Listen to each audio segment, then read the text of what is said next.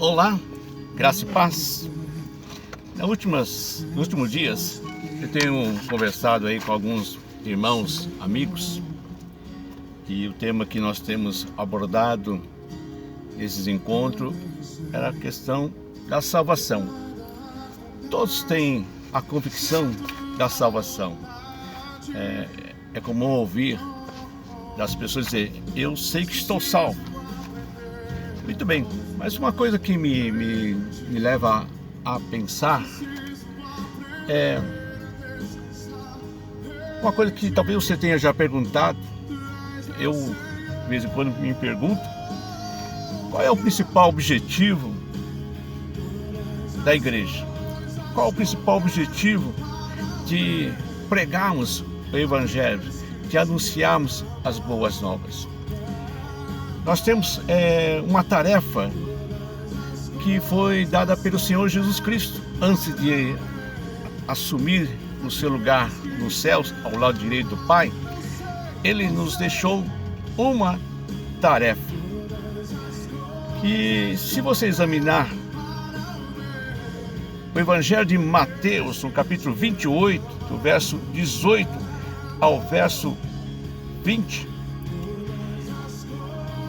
isso fará nos lembrar, para não cairmos no erro de nos contentarmos simplesmente com o conceito de salvação. Veja aí, Mateus 28, verso 18 a 20, diz assim a palavra do Senhor: Jesus, aproximando-se, falou-lhes, dizendo: toda autoridade me foi dada no céu e na terra. Ide, portanto, fazei discípulos de todas as nações, batizando-os em nome do Pai, do Filho e do Espírito Santo, ensinando-os a guardar todas as coisas que vos tenho ordenado. E eis que estou convosco todos os dias, até a consumação do século. Nesse texto aqui, a tarefa da igreja, quando digo igreja, não estou falando aqui de quatro paredes, estamos falando nós que fomos escolhidos pelo Senhor Jesus Cristo. Por que Jesus nos escolheu, conforme a Bíblia diz lá em João capítulo 15, verso 16? Não foi vós que me escolheste, mas eu vos escolhi. Ali diz: para que vocês deem frutos. Que tipo de frutos é essa? É exercer a tarefa do Senhor, realizar a tarefa do Senhor. E a tarefa, meus irmãos, é, primeiro, ser discípulo de Jesus. Segundo, fazer discípulos de Jesus. E em terceiro, conforme o livro de Atos, é ser comunidade, não de membros, mas de comunidade de discípulos de Jesus. Lá em Colossenses capítulo 3, 17, Paulo diz assim: e tudo que fizerdes, seja em palavra, seja em ação, fazei-o em nome do Senhor Jesus, dando-lhe de graça a Deus Pai. O nosso compromisso é com Mateus 28, 18 a 20.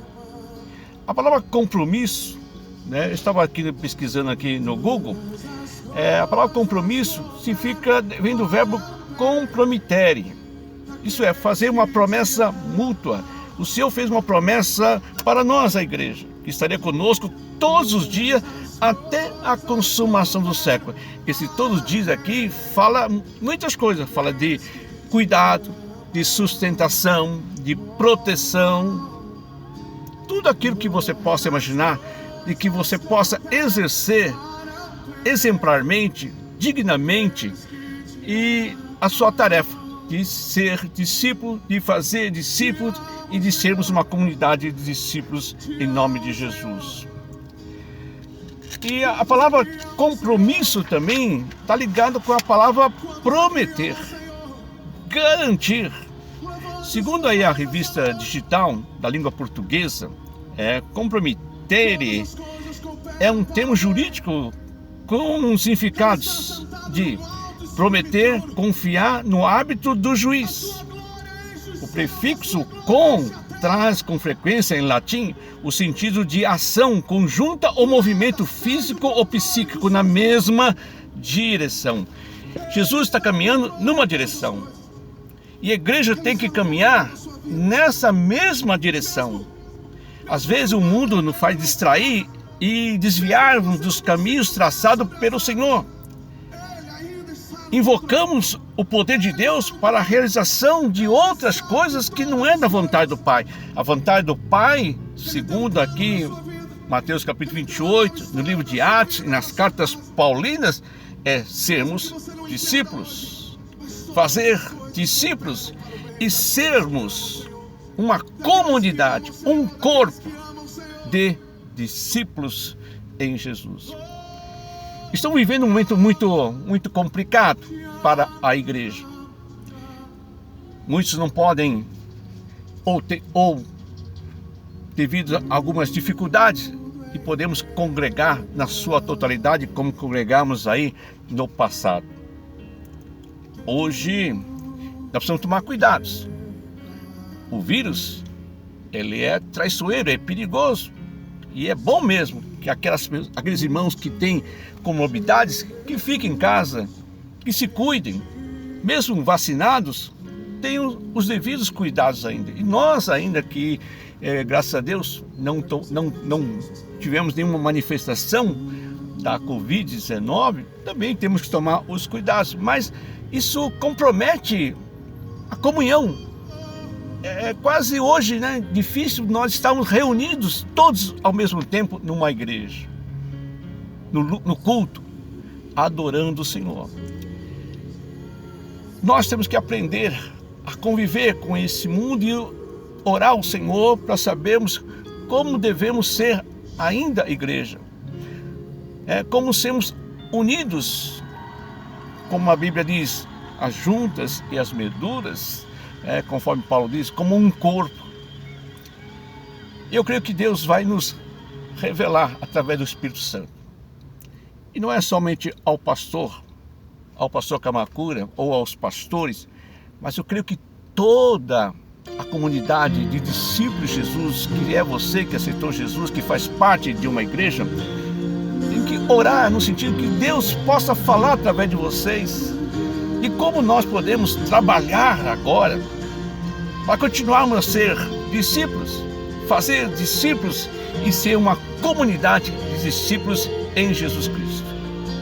Só você pode dar a resposta para a igreja. A igreja precisa de todos nós agora.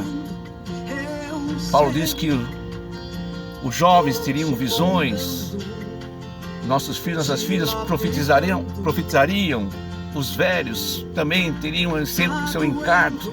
Eu acho que mais do que nunca precisamos ter essa revelação do Senhor em nossa vida.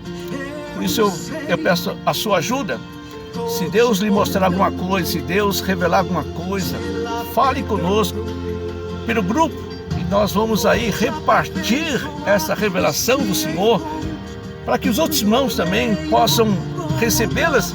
E também, olha, também tive esse pensamento, eu tive essa ideia, colocar tudo num mesmo bolo, ou numa mesma farinha, no mesmo fermento, e fazermos aí uma igreja nova. Porque essa pandemia, eu creio que nos obriga a rever os paradigmas, as tradições das igrejas e partir para uma nova renovação, uma nova vida em comunidade de igreja. Amém, irmãos? Conto com vocês aí. Orem ao Senhor.